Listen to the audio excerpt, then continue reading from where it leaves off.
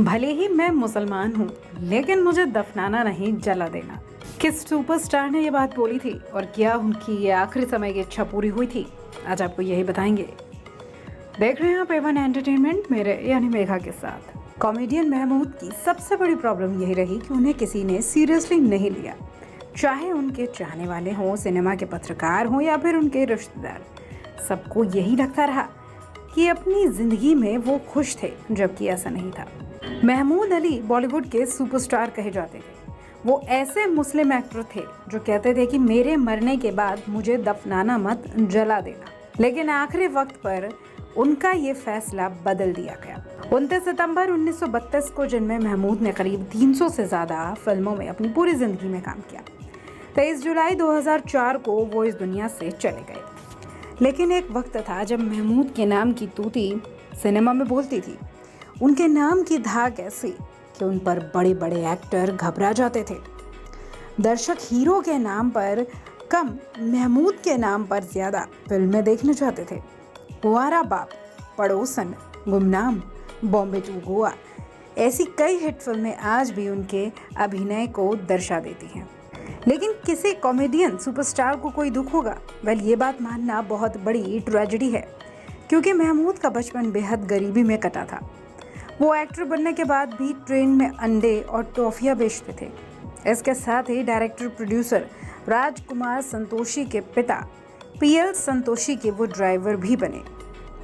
लोगों को हंसाने का टैलेंट उनमें कूट कूट कर भरा था और उन्होंने अपनी मेहनत से बॉलीवुड में अपनी तगड़ी फैन फॉलोइंग उस जमाने में बना ली थी। साल 1943 में आई अशोक कुमार की फिल्म किस्मत से महमूद ने बॉलीवुड में कदम रखा। फिल्म में उन्हें काफ़ी पसंद किया गया, जबकि महमूद का रोल बहुत ही मामूली था। ये फिल्म उस साल की सुपरहिट फिल्म थी। फिल्म भले ही सुपरहिट निकली, लेकिन महमूद ने एक्टिंग से ब्रेक ले लिया, क्योंकि उस समय उनका परिवार तंगी से गुजर रहा था। बाद में उन्होंने एक बार फिर से राजकुमार संतोषी के कहने पर फिल्मों में काम करना शुरू कर दिया। इस बार उन्हें अपार सफलता मिली और देखते ही देखते वो 50 और 60 के दशक के सबसे ज्यादा फीस लेने वाले एक्टर्स की लिस्ट में आ गए। महमूद मुस्लिम धर्म को मानते थे। उनका जन्म भी मुस्लिम परिवार में हुआ, लेकिन वो हमेशा चाहते थे कि उन्हें मुस्लिम रिवाज के तहत मरने के बाद दफनाया नहीं जाए, बल्कि उन्हें जलाया जाए। और इस बात का जिक्र हनीफ जावेरी ने अपनी किताब Mahmood a man of many moods में करा है। किताब के अनुसार महमूद साहब ने अपनी मौत से 1 साल पहले कहा था कि मुझे दफनाया नहीं, जलाया जाए। भले ही मैं एक मुसलमान हूँ, लेकिन मैं चाहता हूँ मुझे दफनाने की बजाय जलाया जाए। मेरी दिली तमन्ना यही है, मेरे निधन के बाद मेरा दाह संस्कार हो, फिर मेरी अस्थियों को 3 खास जगह पर रख दिया जाए जो मेरे लिए बहुत मायने रखती है। इन जगहों पर मेरे अपने लोग हों जिनसे मैं बहुत प्यार करता हूँ, उनसे मेरा बेहद लगाव रहा है। इनमें पहले हैं मेरे वालिद मुमताज अली, जिनकी कब्र बेंगलोर में है।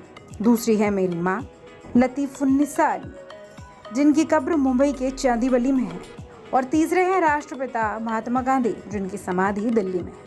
यानी महमूद साहब चाहते थे कि जलाने के बाद उनकी राख को 3 जगह पर रखा जाए, लेकिन उनकी इच्छा पूरी नहीं हुई, क्योंकि जब यह खबरें सामने आई थी तब हर तरफ तनाव बढ़ गया था।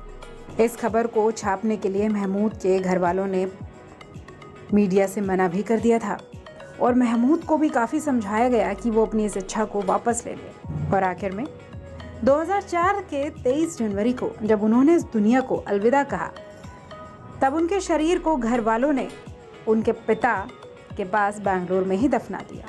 भले ही उनका अंतिम संस्कार उनके रिवाज के तहत हुआ हो, लेकिन उनकी आखिरी इच्छा तो अधूरी ही रह गई। भला आप इस स्टोरी के बारे में क्या जानते हैं, क्या सोचते हैं, हमें कमेंट बॉक्स में ज़रूर बताएं। एंटरटेनमेंट देख रहे थे आप। नमस्कार।